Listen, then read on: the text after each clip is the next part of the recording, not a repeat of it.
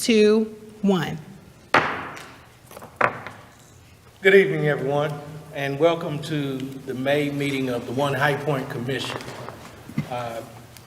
Let us start out with a moment of silence.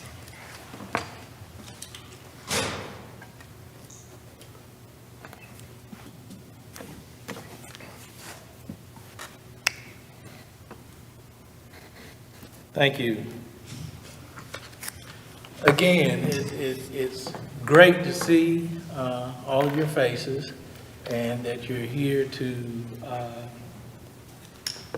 be informed of what we are doing with the One High Point Commission.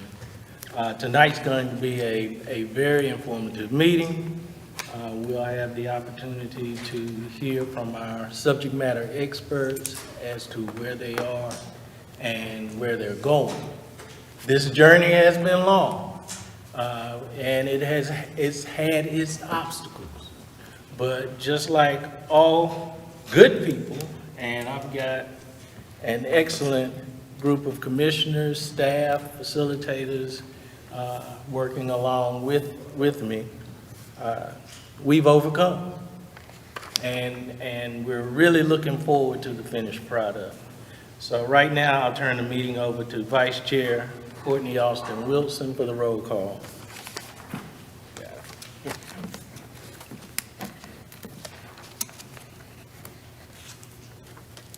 Chair Alston, Present. Commissioner McMichael, Present. Commissioner McCauley, Present.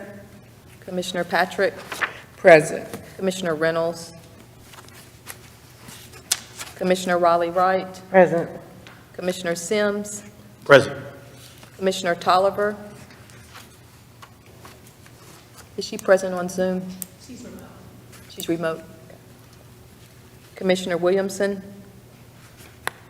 Councilman Holmes, and Councilman Johnson.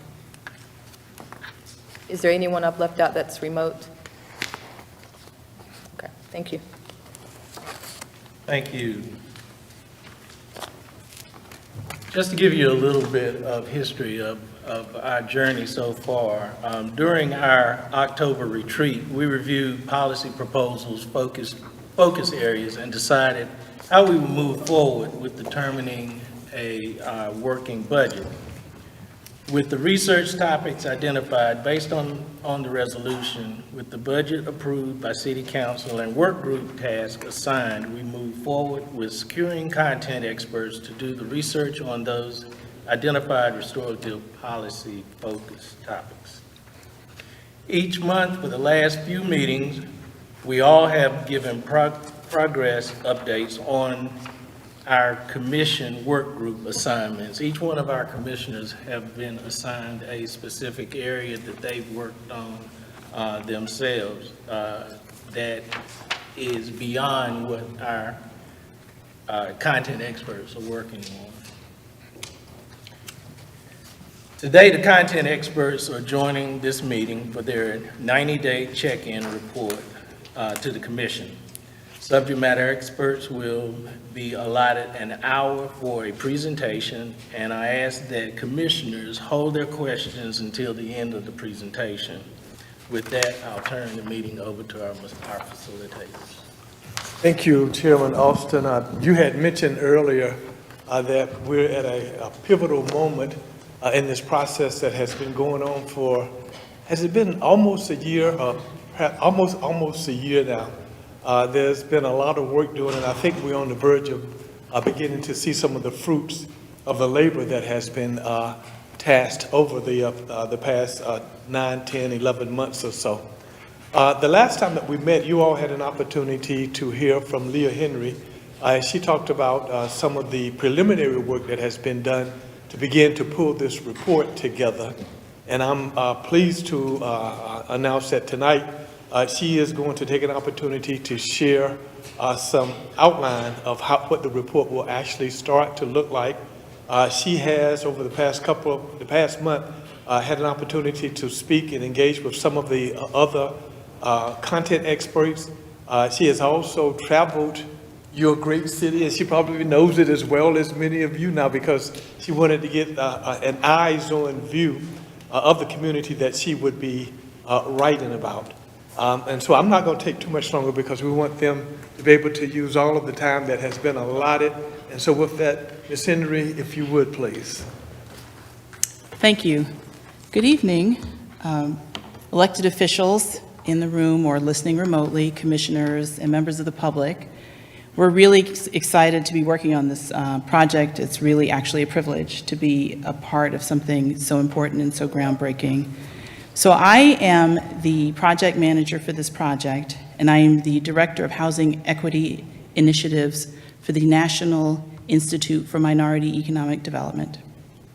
This evening, I'm also joined by one of our interns, Michael Imito. He is a Master's in Public Administration student at UNC Greensboro. So I've prepared some slides, more to keep me in line than for anything else, and I will go through them and then we'll have some good conversation. So I'll start with describing the picture that I used on this first slide, which is a detail of the permanent memorial to the victims of the slave trade at the United Nations in New York City. And you'll see that under this sculpture of an enslaved man, as he would have been laying in the bottom of a ship, it says, "Consider the legacy." And so I felt like that was a fitting picture to start with. And this particular memorial has special meaning to me because the architect who designed it is a very, very old friend of mine. And so I've gotten to go there with him and actually put my hands on it. So our assignment, as outlined in the agreement that we signed with the city and the commission, is to perform a meta-analysis of data and historical documents made available by the commission, by the city, and by other subject matter experts, to recommend restorative policies based on both data, research, both qualitative and quantitative research, and recommend policies that are targeted towards addressing and reversing the negative impacts of slavery and unjust racialized policies in High Point. And then to produce a final report by September of 2023.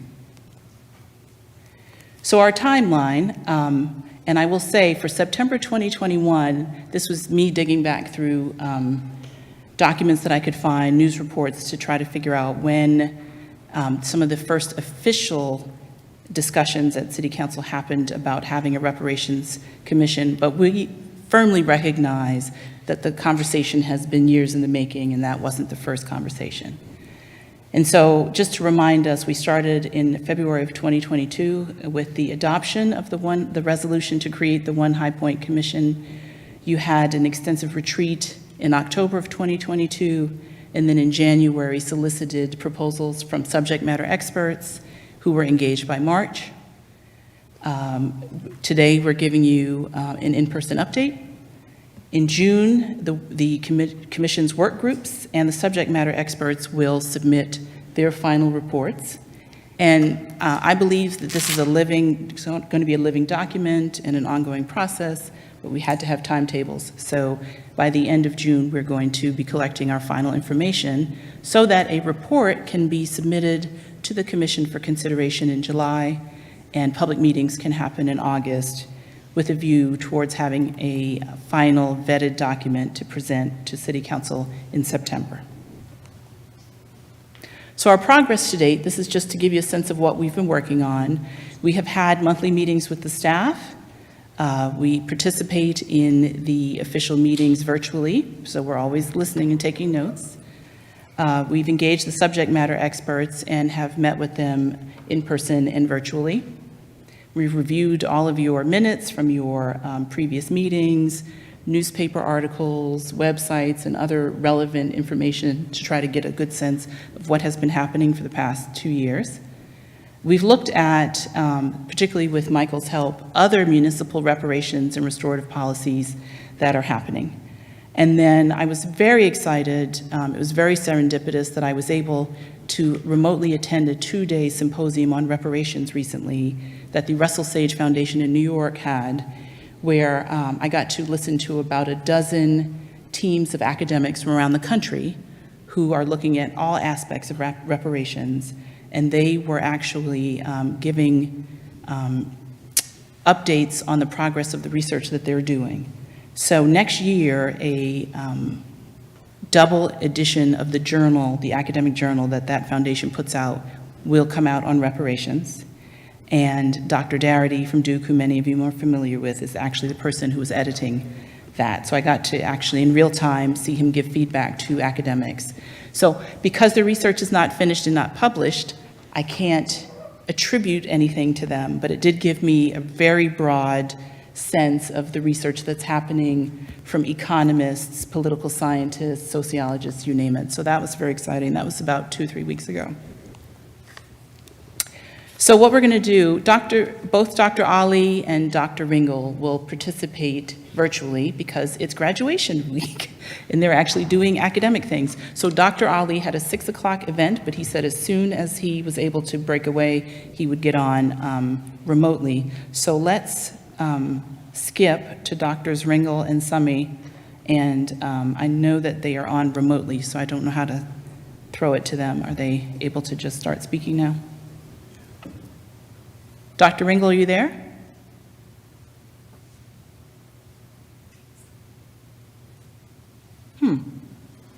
Well, I can tell you what they were working on, so why don't I do that?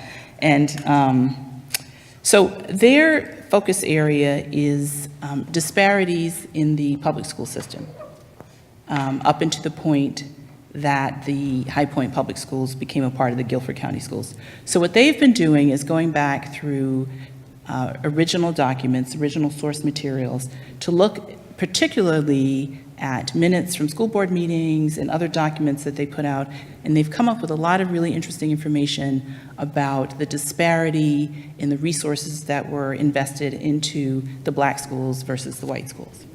And so Dr. Ringel was planning on giving you a few tidbits of that, but one that I can say that he found immediately that struck all of us was that he found in a certain year that a janitor at a white school was paid more than a principal at a black school. And even though we all know that there are these kinds of disparities, it really makes you think over time what that means for the families that are being supported by those persons and the relative return on investment of education for the person who was the janitor versus someone who had advanced degrees to become a principal, possibly. So he's looking at that. When we spoke the other day, he said he had gotten up to end of 1953, which he thought was an interesting stopping point because then we're going to get to Brown versus Board and can begin to look at the differences, if there are any, between before and after that legislation. Dr. Ali is working on having some students. He's engaged 2 students, one from UNC Charlotte and one from UNC Greensboro. One of them actually works at the History Museum here in High Point and is very familiar with High Point.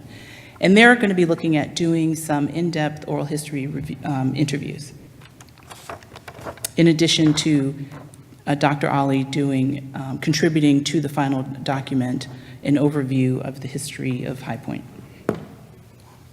So when they are able to step in. Okay. Dr. Ringel, are you there? I love technology. Ask if he's muted. Are you muted? Because we can't see you, so I don't know if you're muted.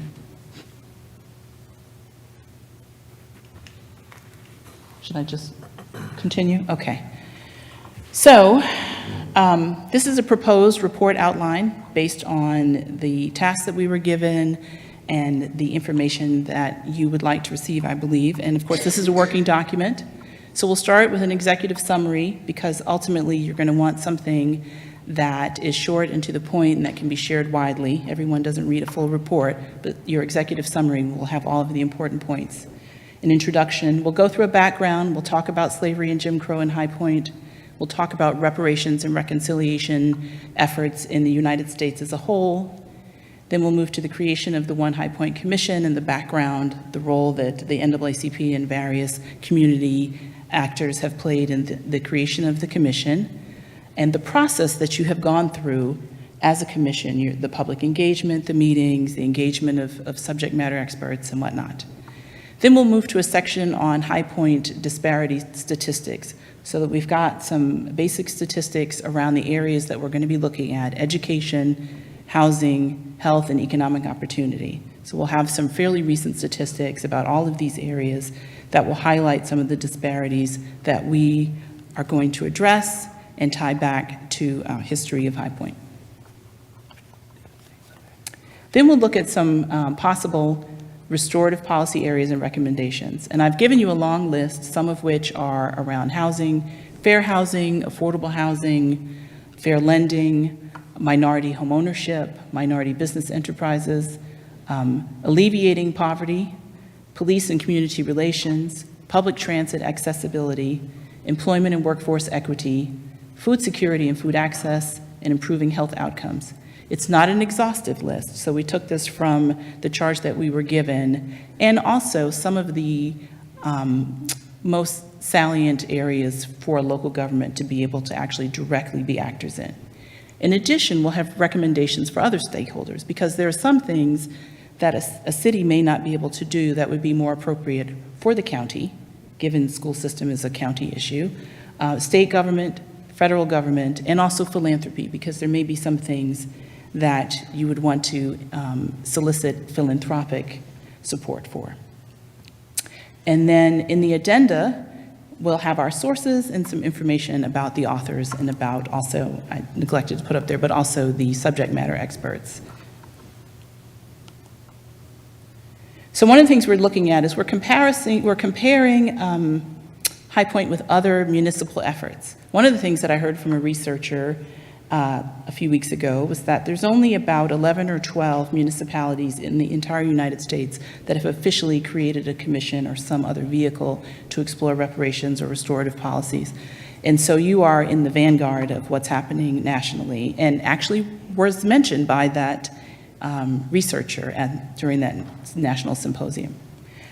And I want to highlight that we looked at Asheville, North Carolina, and Evanston, Illinois. We did not look at San Francisco and some larger cities because we felt like we wanted to have a better apples-to-apples comparison in terms of the size of a community and the kind of the resources that they have. And so one of the things that came out was that there's a lot of things that are common in what folks are looking at: housing, economic development, things of that nature, but there's a lot of variety. So it's going to be really interesting to see how these first cities decide on what they're going to focus on, because there is a wide range of focus. So a little bit about Asheville. And Asheville started before you all, but they are having, I think, a longer process. So your report will be finished before theirs.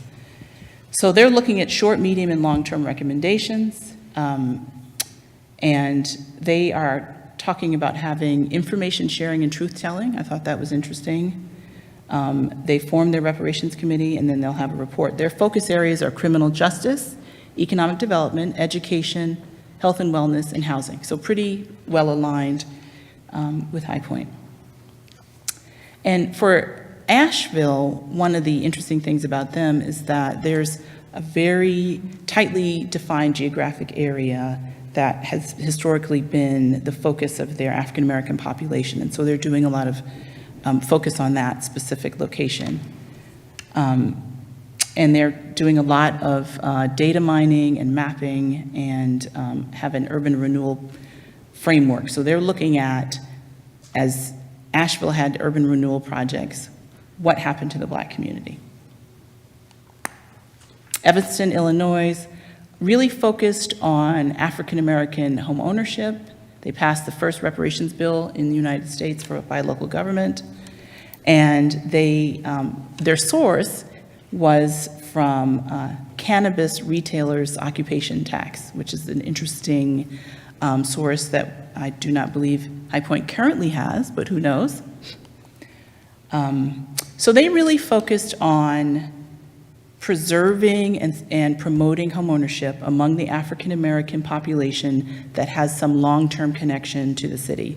So they really did look at lineage and longevity. And so folks have to show that either they lived there between 1919 and 1969, they are a direct descendant of an African-American who lived there during that time, or they co-own property with one of those former residents, long-term residents, or direct descendants.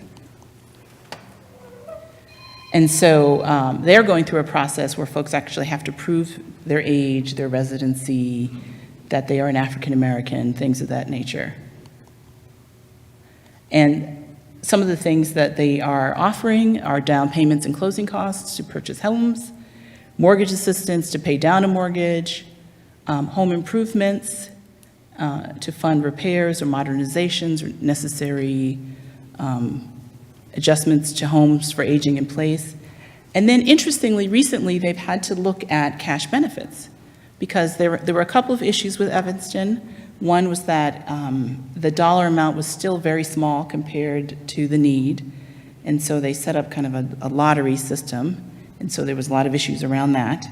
And then there were some folks who were so elderly that by the time they were identified and went through the process, they actually passed away before they were even able to avail themselves of the funds that were made available to them. And there were some folks who said, why is this only for homeowners or people who want to be homeowners? If we've been here and we've rented for 50 years, have we not been affected negatively by, the racial atmosphere in Evanston? So they've had to rethink that. They're looking at cash benefits. I think that's a moving target. But it's a challenge, but it's also an opportunity for folks in High Point to see how other people are trying things and adjusting as they find that they work or don't work. So you all have 3 work groups that have been working that we will get final reports from next month. Genealogy group, which reported last time about the difficulty in identifying source records to be able to trace actual lineage for folks in High Point. So I know that's ongoing. Local High Point history, a few names were submitted to do interviews for oral histories, and other folks will talk a little bit more about that later. And then the Federal Reparations Work Group did an amazing A+ report last month, and I think you all have that in your packet, and talked about some of the issues around federal reparations and where the advocacy is happening right now. So Dr. Ringel is ready to talk to us, so I'm going to stop here and go back to Dr. Ringel so he can talk about his contribution. Whenever you're ready, Dr. Ringel.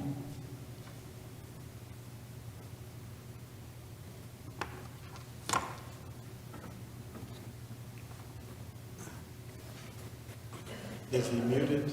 Are you muted? Well, we're having a time.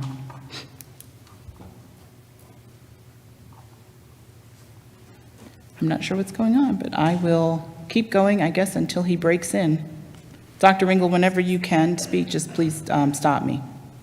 So one of the things we realized as we have been working on this project is that there are very broad topics that the commission wanted to look at, but then there were also a lot that bear further consideration as you move forward.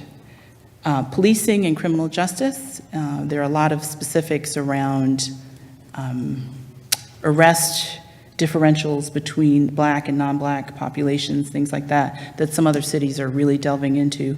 Environmental justice, so that wasn't something that came up specifically. How were decisions made about where to put potentially dangerous plants or things of that nature in a lot of communities? There may be issues with parks in African-American neighborhoods that may not have been properly planned when they came into being, and now folks are finding out that that was actually some other use back in the day, like an industrial use or something like that. So that environmental justice is another issue. Higher education. So the impact of segregation in higher education and what that means for your community, what role did the local government play in enforcing segregation in higher education or in enforcing integration in higher education? So that's another issue. State of North Carolina, what role should the state of North Carolina play in restorative policies, and what role did they play in enforcing racial bias? And then city employment and contracting, in terms of what were the policies of the actual city of High Point in the past in terms of supporting Black-owned businesses contracting with the city or not. So those are just some of the things that we thought, as we looked at what other cities were doing and just looked at history in general, that might be interesting consideration for other academics or students in the future. So we had some preliminary policy recommendations. Many of these are actually ones that you all have discussed and staff shared with us in the beginning. And then a few of them are just ones that are pretty standard across the board that most cities are looking at, and that we feel can be strongly tied to the data that we will have about the disparate policies that happened in the past. So I was hoping that we could get Dr. Ringel, but I'll just move on. I'm here. Can you hear me? Yes, wonderful. All right. I'm sorry. I don't know what was happening, but Dr. Summey and I could hear each other, but nobody could hear either one of us. Great. So if you could talk, Dr. Ringel, and if Dr. Summey's there also, about what you've been working on, give us some of the highlights of what you have found in your research.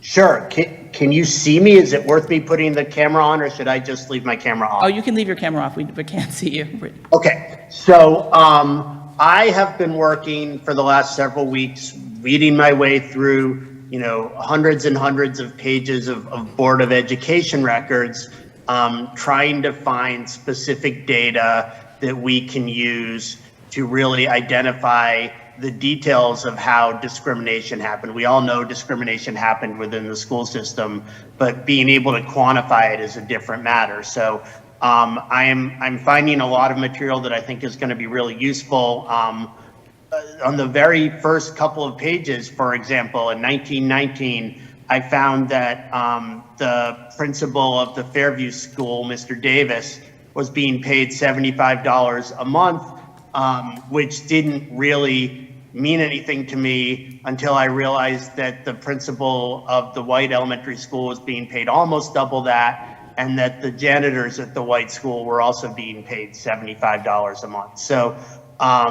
those are the kinds of details that I'm trying to sort of tabulate and bring together in this report. There are bigger picture issues too. For example, there was a junior high school for the white students and never a comparative junior high school for the Black students. I've made it up to 1953, so right before the Brown decision, and the middle grade students were being shuttled back and forth between Leonard Street and William Penn. I'm going to be able not to give specific salaries for every person at every time. They stopped giving specific salary information in the 1920s, but I am going to be able to give average salaries because they break it down by race, and I have the total amount that they paid to white teachers and Black teachers that I can then determine the averages by looking at how many teachers. I have the lists of how many of each race there were. So I'll be able to give, on most years, at least so far, an average difference between the white and the Black teachers. And also things like when High Point High School wanted a radio station in the late 1940s, they made a request and it was pretty quickly granted. But in comparison, when William Penn was looking for band uniforms for their marching band, they were told that they had to go out and raise money on their own, and that the school board would do their best to match what they were able to raise on their own. So I'm finding lots of detailed information that should be really helpful in being able to quantify the discrimination. I'm very interested to see what happens as we get into the post-Brown era, but I haven't quite gotten there yet. Dr. Summey is working. I'm going to speak for her because She's wrangling 2 small children, and so she's not sure how much she'll be able to jump in and out, but she should be available at least for questions afterwards. But Dr. Summey's working on the post-1916 regulations, sorry, post-1960, not 1916, regulations of the city council, and she's looking at things like, I'm looking at the notes she sent me, she's looking at municipal policies, such as bonds that were extending water and sewer lines, and also expanding the electric grid, and trying to see where this type of expansion was happening and where it wasn't, and mapping that over the different areas, the black neighborhoods versus the white neighborhoods. So she's trying to look at both explicit and implicit discriminatory policies that emerged from the city council after 1960. And I will let her answer any questions that you all might have on that during the Q&A period. Thank you, Dr. Ringel. I had forgotten we talked not just about the school system, but also about the infrastructure. That infrastructure redlining, so to speak, is a really interesting piece. And so we'll be excited to see the maps for that. So for the housing, and like I said, this is not an exhaustive list. It was just for us to begin to have some detailed conversation. One recommendation would be to target the housing development funds that the city regularly administers towards historically disinvested neighborhoods. And then to fund assistance to property owners to resolve title issues and to be able to secure properties for intergenerational transfers. Oftentimes I find that in housing programs, we really focus on helping people purchase homes, but not so much on maintaining ownership of property that through air transfers and other means has become clouded in its title. And so I think that's an important way to make sure that the properties that are still in African-American family hands can be well transferred to the next generation. Also, oftentimes, when you're offering rehab programs for housing, there has to be clear title in order for the resident to actually receive the assistance. And it's just been my experience working in local government that oftentimes people get turned away because they don't have the clear title and they don't have the ability to engage legal services to get a clear title. So that was why we put that there. For economic opportunity and development, these are some of the ones, like I said, that I took from some of the discussions you've already had. Develop employment and training options for low-level offenders. So these are people who have lower-level criminal records, making sure that they have an opportunity to rejoin the workforce, to expand adult and youth apprenticeships, and to set a target for hiring city employees from racially concentrated areas of poverty within High Point, to really make a strong effort to be equitable in hiring by reaching out specifically to those concentrated areas of poverty. There were actually quite a few different recommendations about food and food access, and I tried to distill it into a recommendation that in food deserts, create incentives for fresh food retailers, urban agriculture, food co-ops, and farmers markets. These are all things that are very typical things that a local government can support. And in addition to food deserts, I would add food swamp, which is a phrase that I only just learned. And a food swamp is where there's a lot of low quality food or a lot of fast food and things that are not likely to produce healthy people. Another one would be to support the creation of healthcare hubs and mobile units for racially concentrated areas of poverty. There was a lot of discussion about transportation. Create additional routes and expansion of available hours to accommodate travel to employment, services, and community recreation. And to prioritize, this is an interesting one that I did some reading and thought was very interesting. Prioritize street improvements and repairs in neighborhoods that previously were neglected for maintenance and improvements. And so this came out of reading a lot of source documents about High Point specifically, that there were situations where in some predominantly black neighborhoods, the roads just never would get repaired. And so if you want to be equitable, it's not a matter of just having every street now on a schedule. You've got to go back and look at the ones that weren't repaired in a timely manner before and try to make them a priority. For education, since it's now a county system, the recommendation is to collaborate with the public school system to co-locate housing, community development, and school system investments.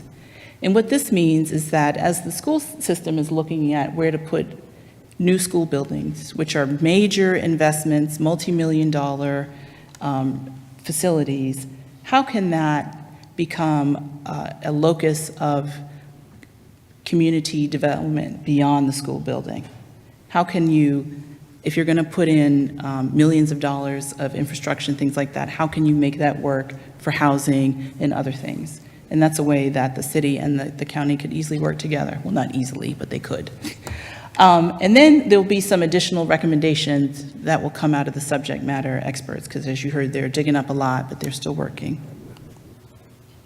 So our next steps are that the subject matter experts, as I said before, will complete their research and share their findings with us by the end of June.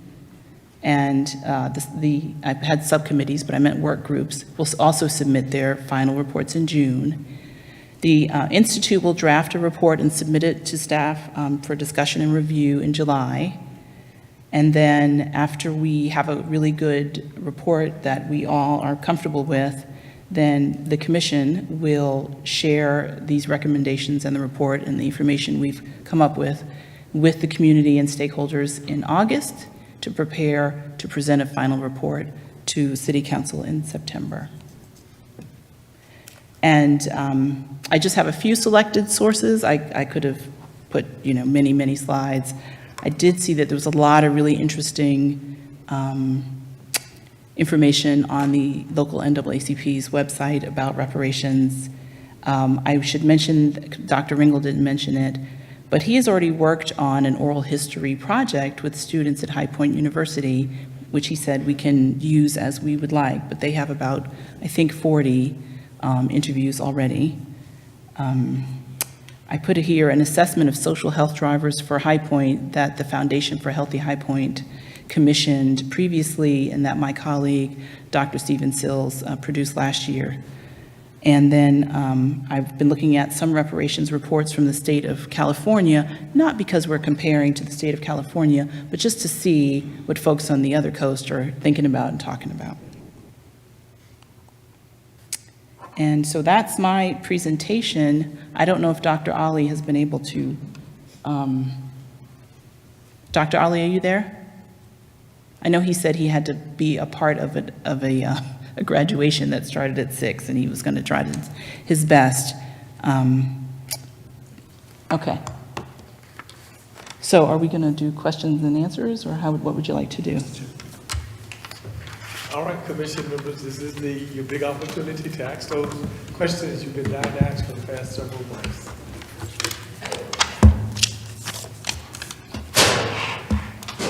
Commissioner Patrick, I would like to know, was that any record that the janitor that was paid $75 in the white school a month, he was paying $75 a month, right? Mm-hmm. Okay.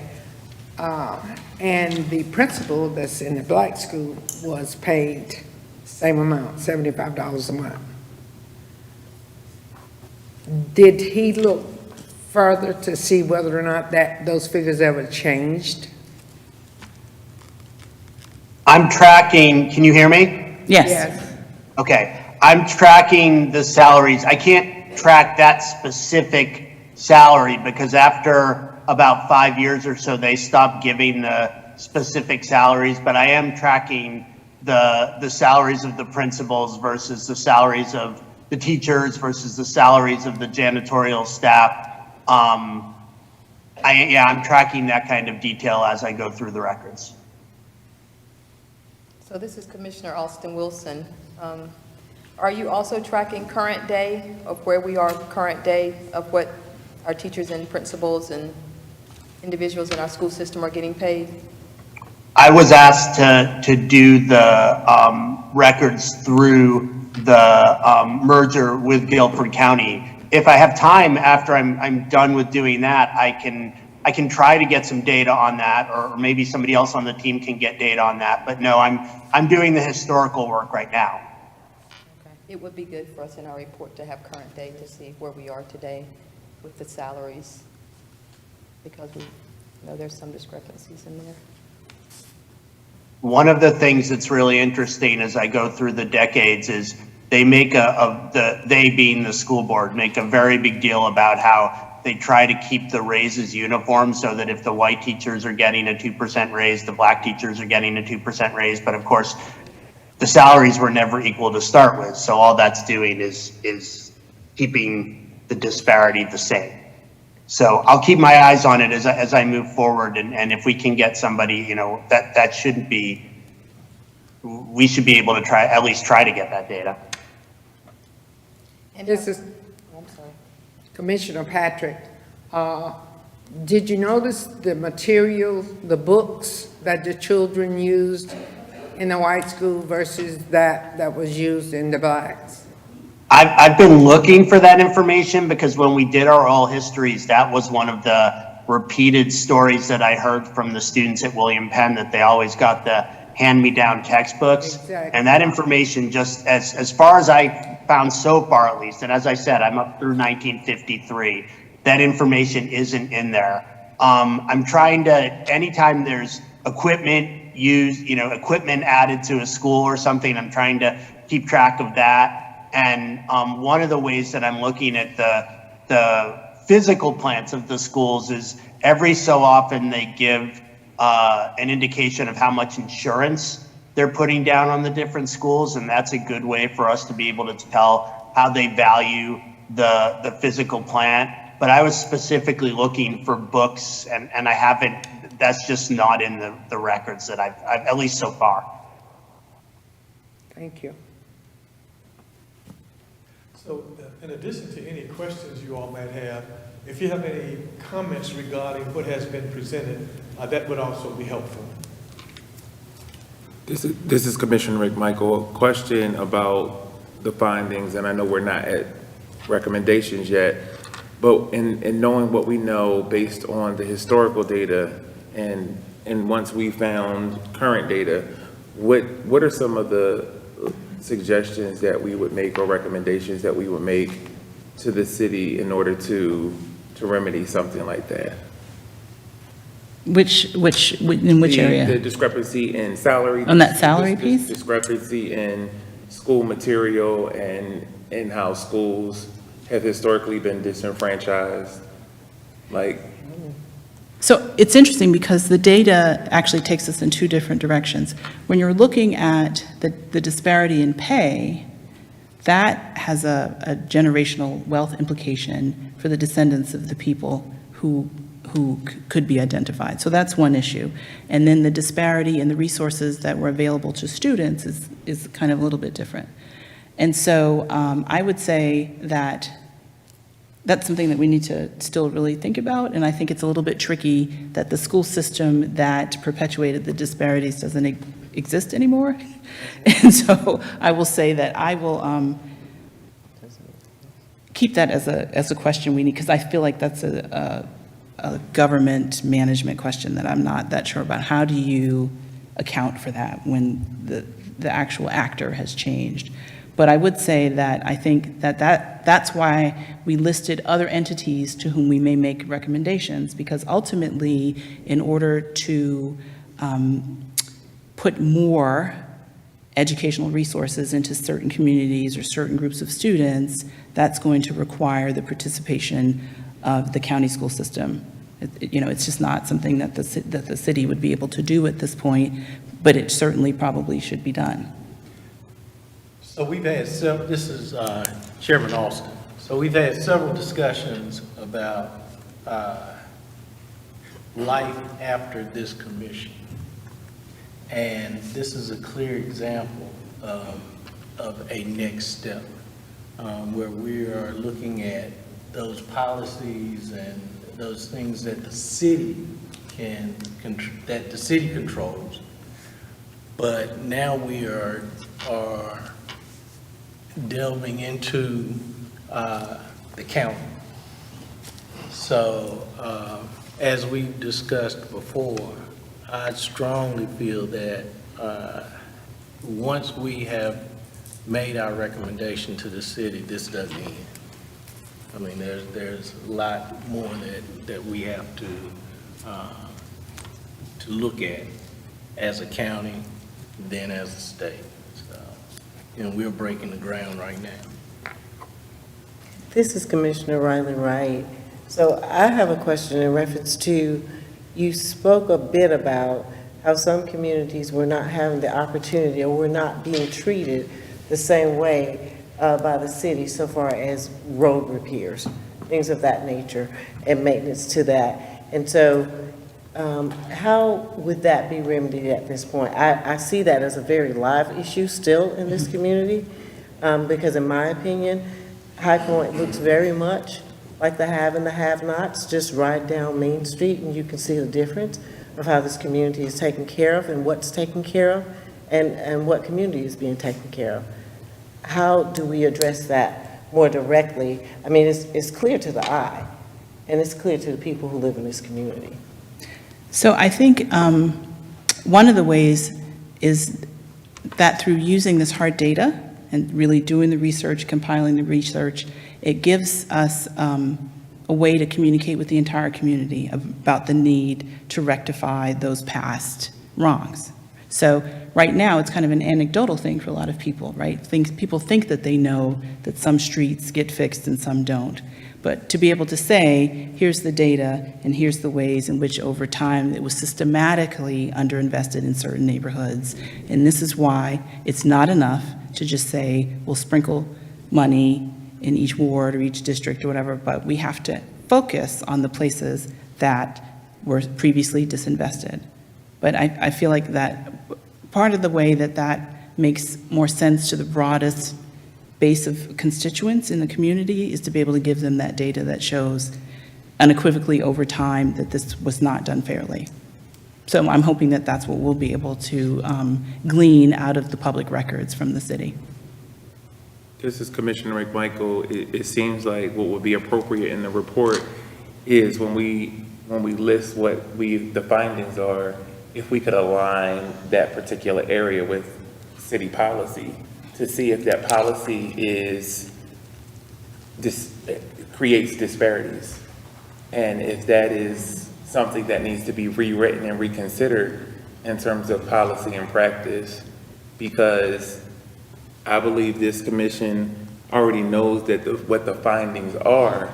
It seems like we should spend more time looking at policy and practice of the city over time and really dive into how do we shift the trajectory of standardized practice that continues to separate the haves from the have-nots, and that really allows for there to be this equal distribution of the resources, and not even equal distribution, but proportionate to the needs of the communities that are being served, and not just placating or pacifying something to make someone feel like this commission is just to do something that's already been done. We know there's harm that has been done. We know there are disparities. And if we stop at the salary and the resources of the schools, then let's look back at the policy to see how has that been allowed? Who were those persons that made those rulings and votes? And then put that forth. We got an election coming up. How do individuals on city council vote? And those are things that continue this path of, so for me, I want to put it on record, one, but I also want to put it in the atmosphere to those who are doing the research that a lot of the time that we need you to spend is aligning those policies and practices, if possible. So this is Chairman Austin again. So am I clear in my understanding that that is an area that Dr. Summey is looking at, city policy? Right, so she has been looking, and I don't know if Dr. Ringel will pick up on this, but she has been looking at previous policies. Okay.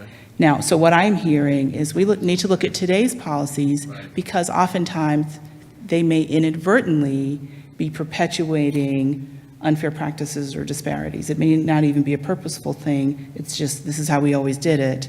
And you don't realize that over time, it's causing a divergence in how you treat communities or different persons. And so I do think that that's a valuable piece of input. And as you all are asking questions, I'm taking notes so I can incorporate your suggestions.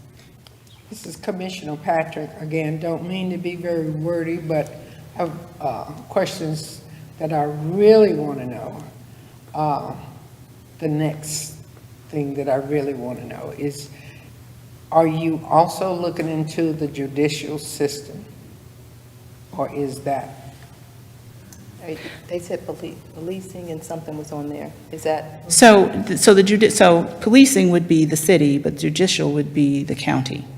So we had not been told to look at the judicial system specifically. So that's why I'm saying, so it's a difference between whether you're looking at arrest patterns or how policing is done, that's controlled by the city, but then once you get to the courthouse, then it's the county. So we had not included that. So did I ask the right question? I'm concerned about, let me just say it plain, and then you tell me how to word it. I'm concerned about the blacks that's been locked up and forgotten about. They are assigned probation officers at the time they are before the judge. And then when they reach that next step, the judge signed them a probation officer and they go to jail.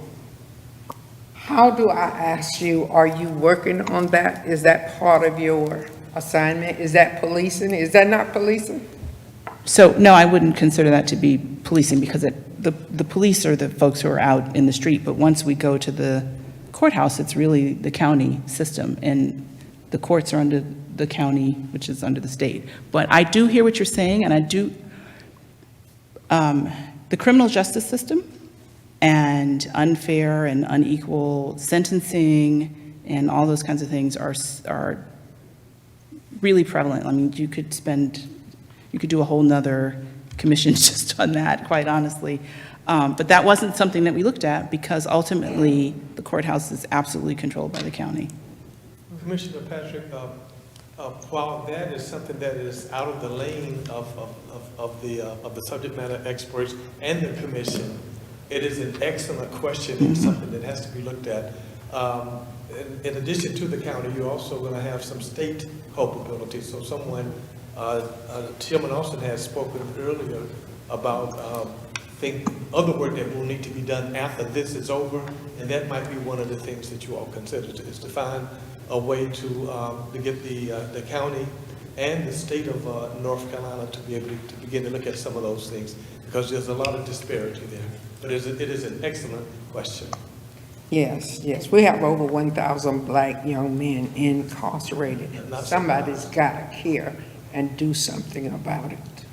I was going to ask Commissioner Patrick, I was going to ask also, is the DOJ involved in this? Because we should be having some type of report that we're requesting for them, specifically on the city of High Point. And they can definitely cover many of these questions that we have that step out of what our subject experts and what our subcommittees are doing, but can step into some of these deeper questions that we have as far as our discriminatory policies. The DOJ would definitely need to be, I've already thought they were a part of this, but they need to be a part of this. Because we're having people do research that may not dig as deep for us in some of these areas. And I had a couple more questions as well. Who is our subject matter expert that's going to tell us about what is our average household income right now in High Point for blacks and whites, if we're going to go with race? So Dr. Stephen Sills, who is my colleague who was not able to participate tonight, he's the person that's going to be putting together all the demographic data. So you'll have all the information on education levels income levels by household and by person, and broken out into different categories of employment and all those things. So he'll have all of that as a part of his That's- section. I think that's going to be very surprising to the citizens of High Point, because we all think that we are somewhere, but we're not. So that's going to be very interesting to find out. One of my other ones was, when we talk about our programs, can we look at land grant programs? Because I hear a lot about housing. I see a physical home, but we're not looking at land. We are less than 0.5% of land ownership in the United States. 98.9 or more is in the hands of whites. So how can we have some type of program in our city that gives us some type of land grant opportunities, that we can acquire land? And who can look at, one of our subject matter experts to look at, what is the land ownership in High Point to whites to blacks? We really need to see that. We need to see that. And what is the taxable, what households are taxed? Are black, we know that black households are taxed more than white households. What does that look like if the ratio of income is less, but they're taxed more? We need to know that. Even the light bills. Another one is the furniture market. I didn't hear that we're going to be studying the furniture market, but it's the biggest thing going in High Point. So do we have a subject matter that's going to look at the furniture market and its practices, its discriminatory, racist practices? And what are we looking at with minority businesses in High Point? What are black businesses to white business ownership in High Point? Who's that subject matter expert? So I gave you a lot in a mouthful, but I'm trying to get all mine in for somebody else to ask. Right. I'm circling my paper here. So I will say, let me start with the furniture market, because one of the things that we are looking at, to the extent that we can find it in public records or newspaper articles, is what role did the city, because we're looking at what's the city going to do to remedy things, what role did the city play in allowing or enforcing racial discrimination by private employers, right? Do you see what I'm saying? So, And are you saying did or do? Because they do. When you come to the furniture market, you see a lot of black sweat, but you see no black ownership. So it's a do, it's not a did. I just want to be clear with the public on, it's a do. They do discriminate. We do have racial practices. It's not a did. It's not a did happen. It's a happening situation. Currently in High Point. We just need to make that very clear. We're talking about past and historical, but we also want to make sure we catch up on current events. Because that's what is affecting us generationally right now, the current events. It is a snowball effect, but it's the current events that are keeping us in this box right now and keeping the ceiling on our heads. Because we don't have black ownership, not a lot in High Point, and if we do have it in businesses, love to see their numbers, their net worth. And what is that comparison?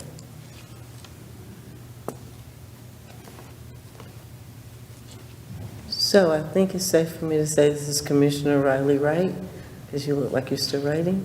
So, okay. okay. So one of the things that was on your list was about the transportation in High Point.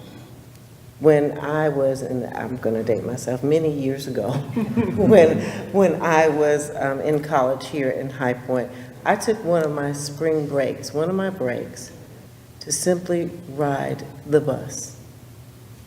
I rode the bus because I wanted to get a petition to assist the people who rode the bus, because I didn't ride the bus, and get enough names on that petition so I could come to City Council and talk about the fact that they wanted to continue to cut the buses back and not serve this community who needed bus transportation to go to the doctor, to get their groceries, and some other things. And I noticed it was on your list, so I was really excited about that. But what I'm not excited about is it continues to be the same problem.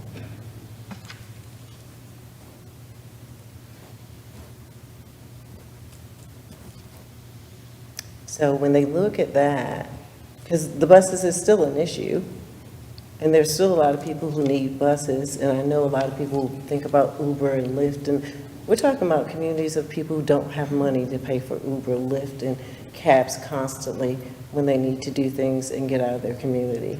So what is the city doing to really focus and assist that group of people, because they are citizens of High Point, who pay taxes, who vote, and built this city probably as well? So that's noted. I'm not a transportation expert, but I do know that a lot of cities, particularly smaller cities, are looking at trying to be more inventive in terms of how they address it, even having on-demand rides that are part of the public transportation system. So you're not calling an Uber or Lyft, you're actually calling the public transportation system, but someone is still coming to pick you up, versus having to go 5 or 6 blocks to, the one stop and stand in the rain or something like that. So I think that that's an interesting piece. I have no idea how that actually works, but I do know that that's being discussed even where I live. So I will look more at that as well and look at some of the options that cities are looking at besides that fixed bus route. I just happened to notice it was on your list, and so I figured somebody was focusing on it. And I guess part of my concern is it's an ongoing issue, and it does totally impact a certain part of this community hugely. And so that might be another way to help people feel more secure, to feel like they can move around the city, feel like they can get out of maybe their neighborhoods where they feel a little trapped, and get some of the other things that maybe they need that may also impact how they take care of themselves, getting to the doctor, and some other things. This is Chairman Austin. I have read reports that Dr. Seals has done in the past, and if memory serves me correctly, transportation was a part of one of his reports that he did research on. Also, while we're suggesting things, several years ago in the housing arena, there was a focus on the removal of lead-based paint and how it affected the minority communities, and I'm sure it still does. There was a lot of discussion, but somewhere down the line, information on that is very scarce. We don't know what really happened with those efforts. So if you could put that on your list also. And I think, again, in one of the reports Dr. Seals did, he addressed that piece also. It's good that we're having this discussion, and it falls right in line with our meeting a year ago, where the commission made it a point to state that our recommendation will be data-based. And this is a very, very touchy subject, and it will generate a lot of feelings when we start talking about the information. But it's good that we are at the point where we're getting the hard numbers, because people can discount feelings, but they can't discount the numbers. So I feel good that we are where we are right now, and any other comments that I have based on what we're doing, I'll hold until we kind of get a little further along in this process.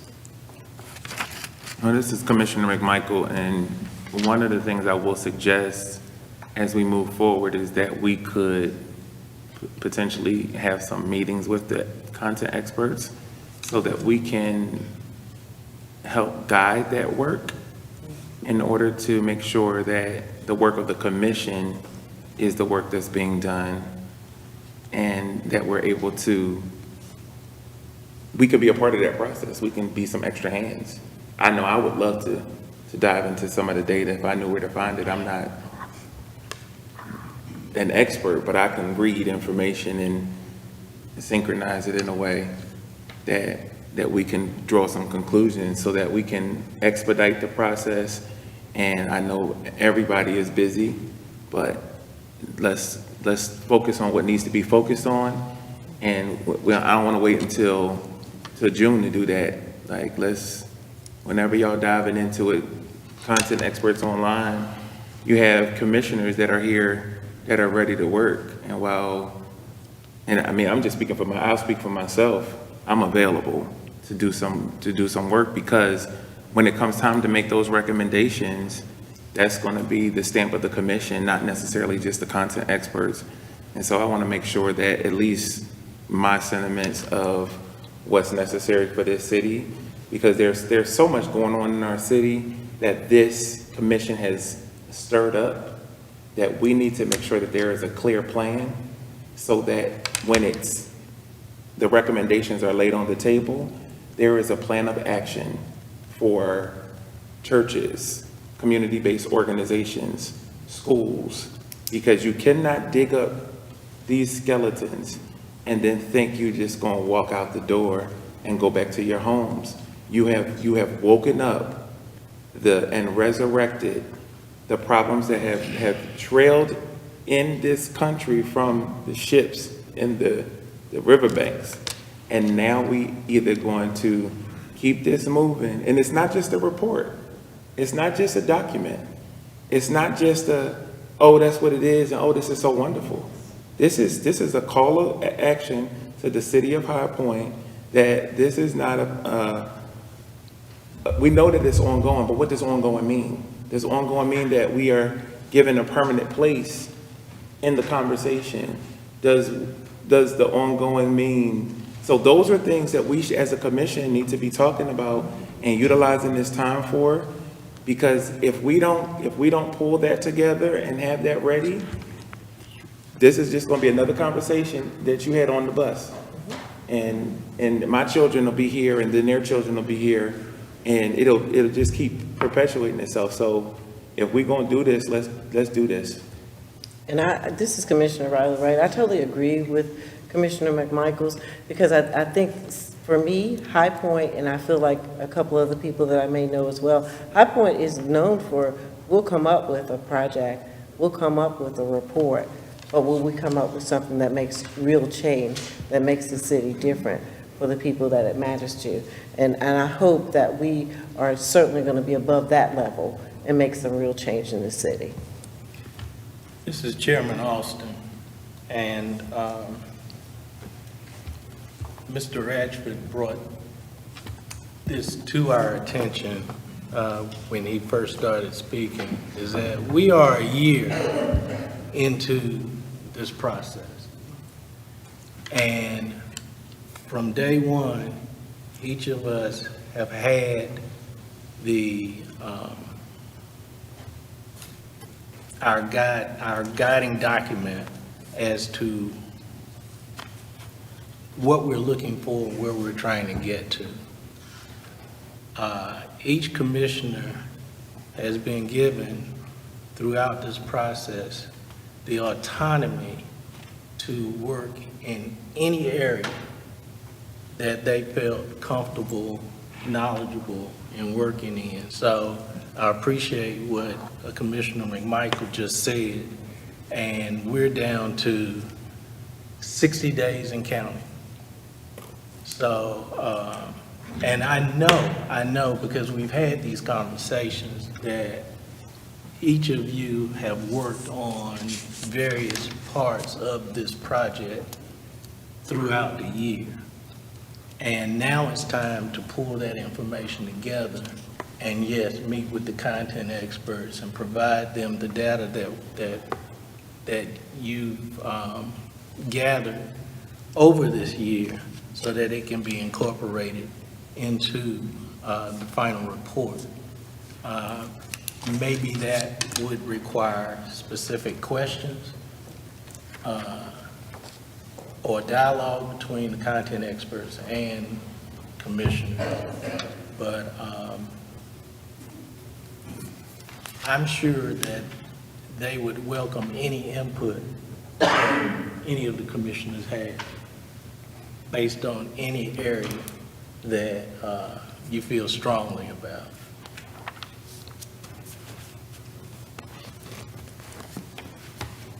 Mr. Chair, Managing Director Jerron Hollis, I think what you stated earlier is one of the challenges that we have as we get close to the delivery time for this report. So the time that it takes to pull this information and the individual time that it would take for participation is a challenge.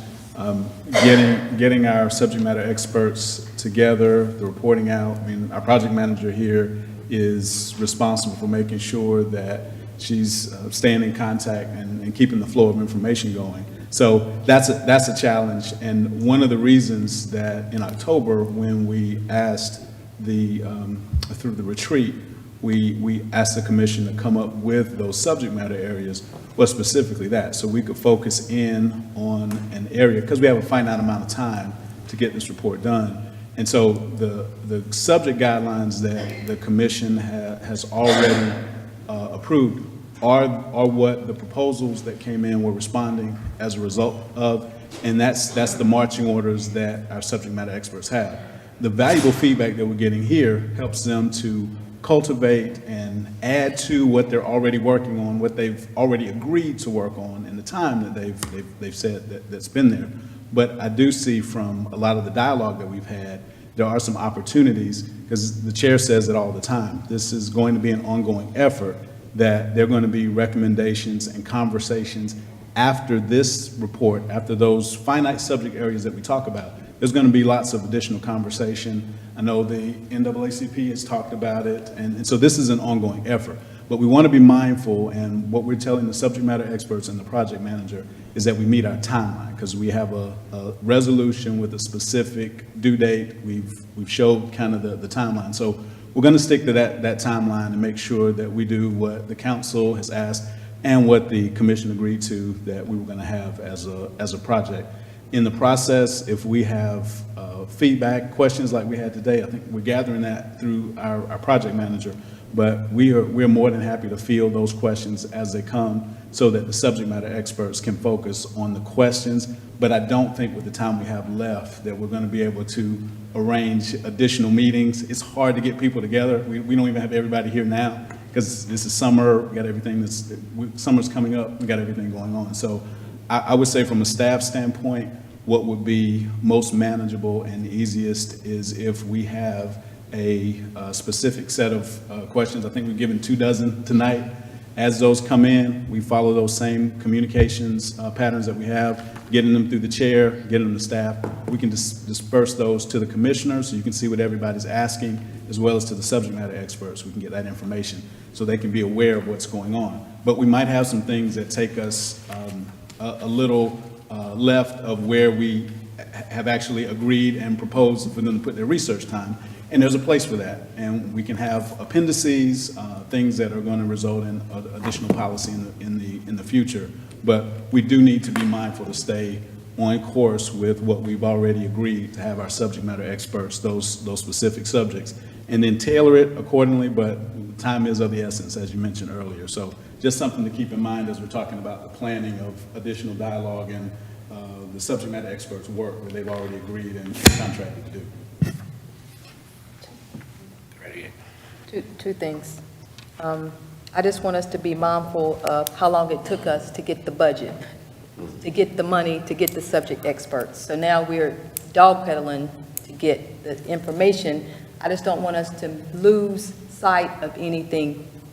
This is our lives we're talking about. This is the next generations we're talking about. So we don't want to, we have the 60 days. We know we have our deadline. Yeah.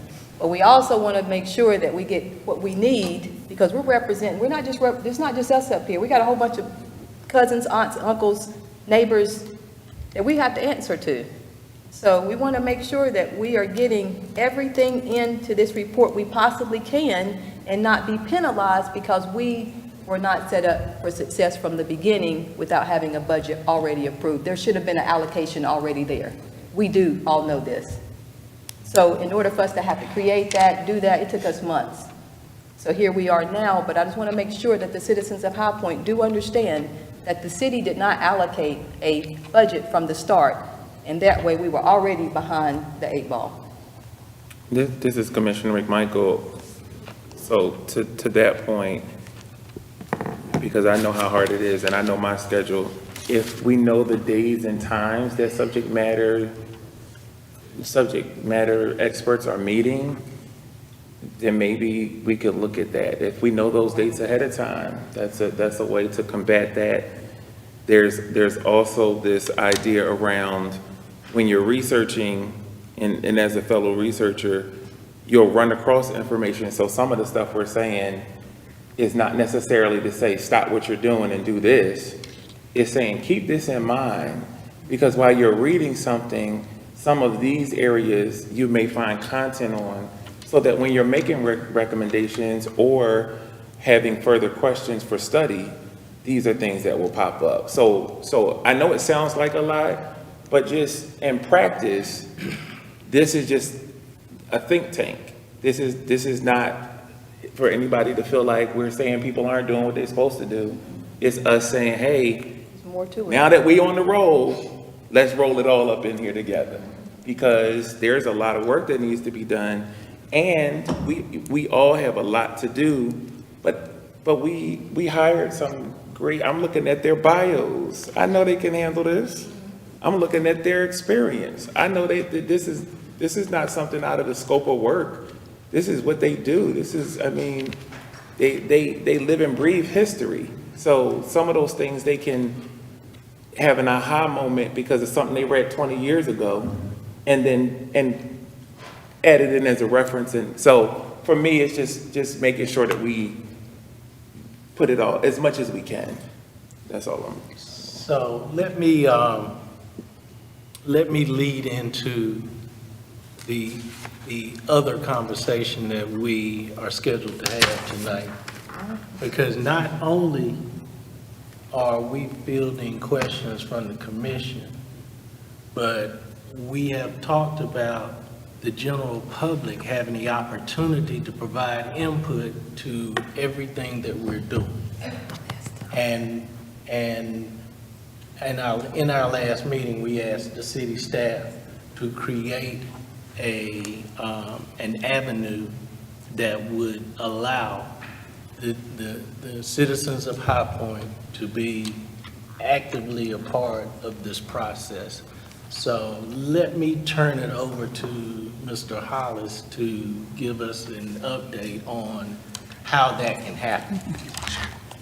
Because I'm thinking of survey cards going out to our black citizens, to their house, they can fill them out. Send them back to you. Yeah, thank you, Mr. Chair. Again, Managing Director Jerron Hollis. So we have been talking about, ever since that direction that we received and the opinions that we got from the commission last time. And so what we found as a part of this discussion is there is some information that we've been sitting on that we already have. People have shared their story with oral histories, I think through High Point University. I think there's also a storytelling or oral history piece that Dr. Ali was already doing as a part of his. And so what we're thinking is that we can use that synergy of the work that's out there plus getting additional feedback from the community. One of the things that we talked about as a group was that the easiest way and the most efficient way that most people use is capturing everything through a computer. Send them to a website and put that information in. But we want to make sure that for that digital divide and for people that don't have access to that information, things like having a phone line where they can call in and tell their stories. Ways that we can connect with people directly in addition to the resources that are already out there, because we have two avenues that either have been done or currently with our research that's reaching out to the community. So that's the idea, is that we collaborate with what's out there, but the biggest thing that we want to let everyone know is that we want to capture as much information as possible relevant to what we're talking about and synthesize that and memorialize it in such a way so that it can be a part of the report. So that people that want to contribute, people that have their stories, we will have that documented so that it will live along with the report, along with the final report. So right now, logistically, we will look at the phone line, we've established a phone line where residents can call in, and we'll be pulling this together more toward the end of this week and next week. But the phone line, the website information that people can capture, as many ways as we can get the information out. Now, we'll have a deadline. You know, we won't be able to take comments forever. So we're looking at, we had talked about a June timeframe, a 30-day timeframe of capturing that information. And then we're going to go through that information and make sure that it presents what the ask was of sharing those stories and have that as being a part of the report. So that's kind of where we are now. And any questions I have, I'd be glad to. And how are we going to share this as Chairman Austin, and how are we going to get that information out to the public? How are we going to get the?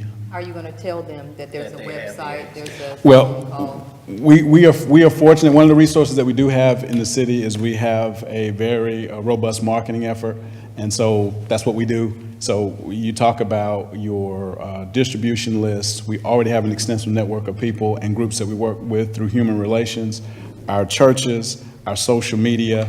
There are people that are talking about this, and I'm sure you all have run into people at the grocery store. So I'm pretty confident as far as getting the word out. We use the same methodology that we use to get word out about everything else, but there are some specifics that this subject matter has that's a higher level of interest in certain communities than others, and so we're mindful of that. And so what we do is have what we call targeted marketing and concentrate on specific areas where the people are that have the stories. So as far as getting it out, our rough timeline would be that before the end of this month, we share the information with the public, and in the June timeframe is when we do the cutoff to receive that information. That would give us time to process that information so that it could be ready in parallel with the report that's being submitted first to the commission and then to the city council. Okay. Other questions? And not to necessarily add to what you're already doing, but so I can safely assume in our June meeting that we could have some report on where we are with that? Yes, as far as how many responses we've received, how much information we've received, and the kinds of responses, yes, that's something we would definitely plan to have a status report for the June meeting. Yes, ma'am. Chair, this is Vice Chair Austin Wilson. All that sounds great. All that sounds Thank you. excellent. But you know, here I come. We need for real people to get this. A lot of people don't deal with the city website or call in to the city. So how is it that we can do this? How can we, as a commission, get on the news? Because a lot of people watch the news, or their grandmas watch the news, or somebody in their family watches the news and say, hey, if you consider yourself a black citizen of High Point, North Carolina, how do you feel about your city? How do you feel about being black in High Point? Ask questions that street people can understand.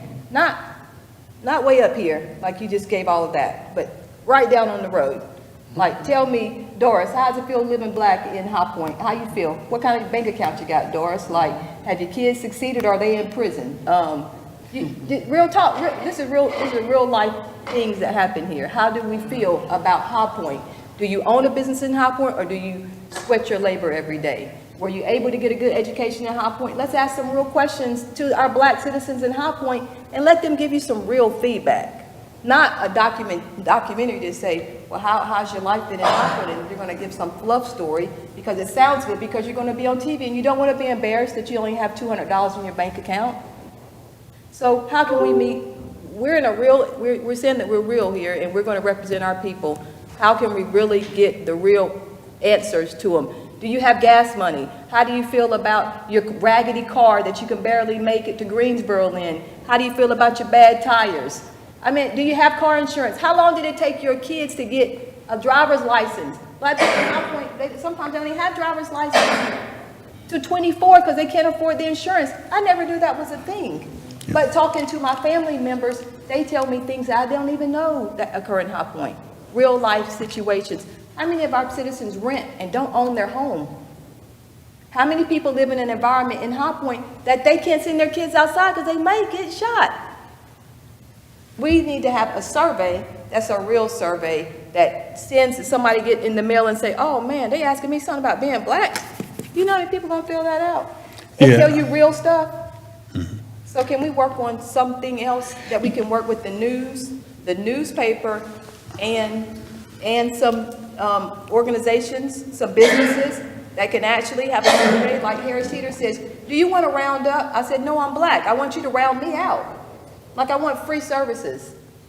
So same thing. Well, how can we get other businesses included in this to ask their black patrons or black customers or citizens, how does it feel being in High Point? What does the High Point environment feel like to you?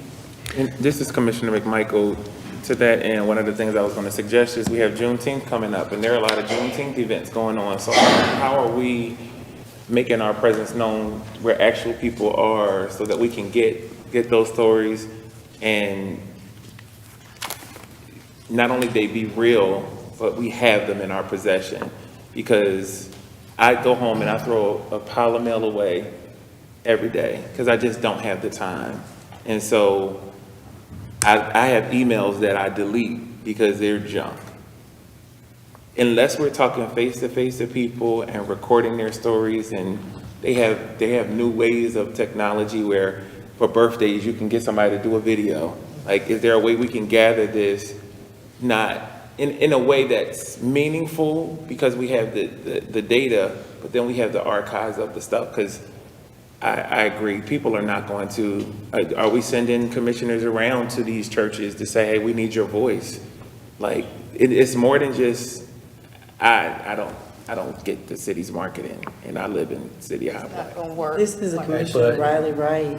So I think that the other good place to reach out to people that may tell more of a story about how people feel or how they feel like they're being treated in High Point and reflect some of the needs of the community as well is our nonprofits, because they run into a lot of people with a lot of things going on that's not publicized unless somebody does something wrong, but they don't get to hear those stories that people are dealing with.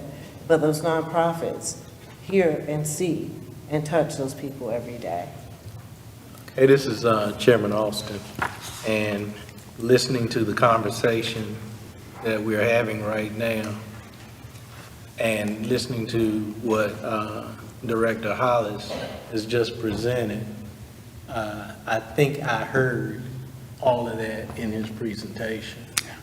Getting to those nonprofits, getting to the churches,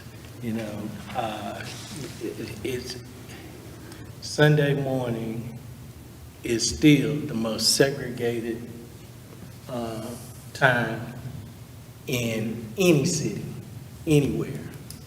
And we have to get our ministers' conference and those ministers that are in High Point, because the last time I looked at the number of churches, black churches in High Point, there were roughly, I think at that time, the time I looked at it, there was about 45 to 50.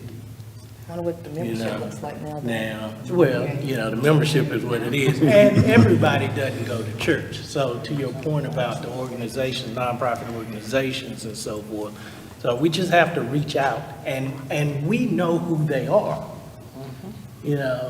That was part of the reason why each of us applied, and we applied to be on this commission. So, it's incumbent upon us to even reach out to those entities that we are familiar with to make sure that that real conversation is had. And I have no problem, going to any church, talking to any organization. I do it every day. And do whatever presentation, ask whatever questions need to be asked. But let's let them get us the information, and we can take that upon ourselves And share it. individually to get that information out, Yeah, it's on us. yeah, and news releases, to your point, when I was kind of talking about how we do our marketing, news releases are a powerful part of that. morning shows. Most people that get news now are getting news from other platforms other than watching it on television. And more people have phones. With all our financial struggles, people still have phones and they're looking at. So there's ways you can market that actually go into the geographic location of the people that you're trying to reach. So we're like I said earlier, we're pretty good at reaching the outlets. We have great relationships with the media, so we'll be able to get that information out. But it is important that we make sure we're starting from the same point. So if we're talking about an oral history is different than a survey or a collection of demographic data. So when we were talking about storytelling and oral history, it's letting people tell their story as it relates. And initially, our discussion was talking about the history from the time period prior to 68, 70 for people that were in that, because those are the stories that we're losing. So the people in Sister Patrick's generation and people whose backs we're riding on to get to where we are now, for whatever we have.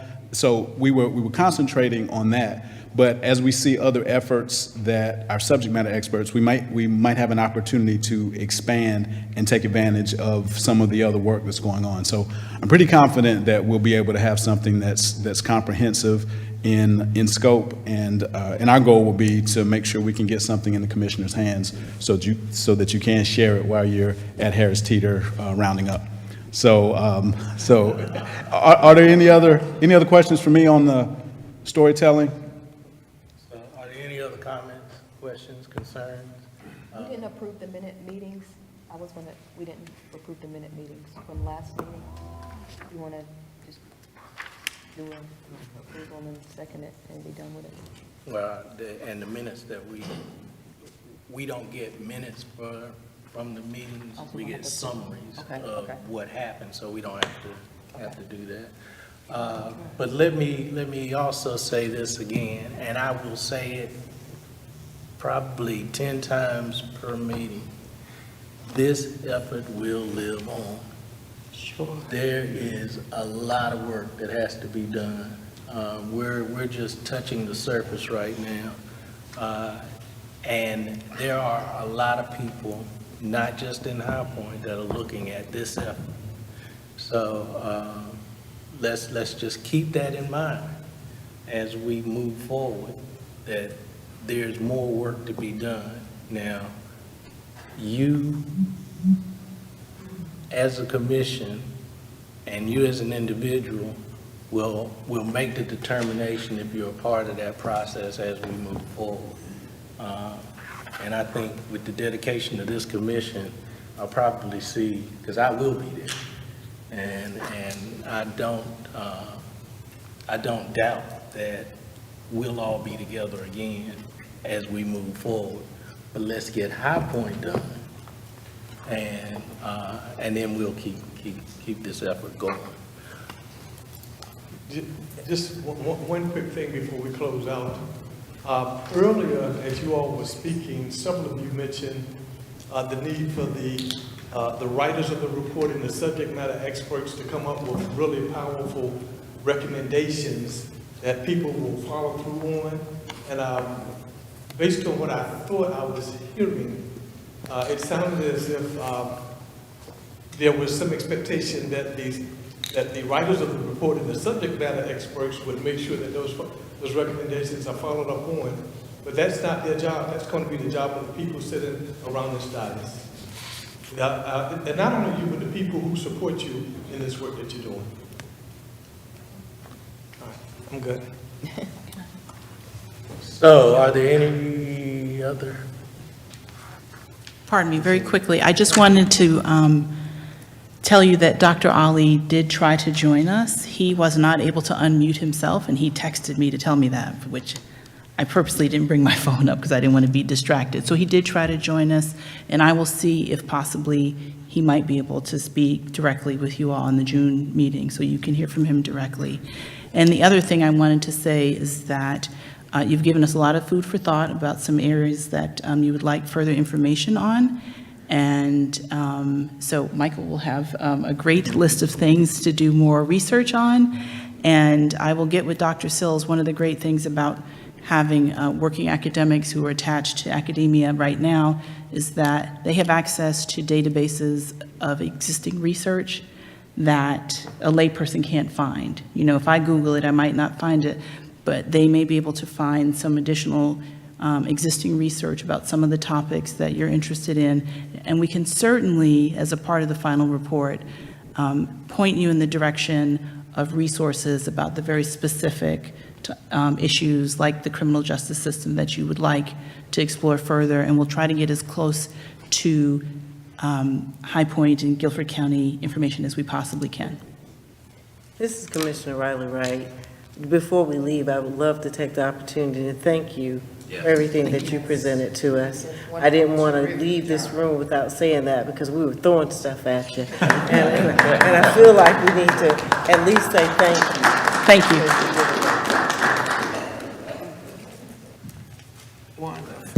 Okay, if all hearts and minds are clear, I entertain a motion to adjourn. I second. So moved. We are now adjourned. Great meeting. Yes.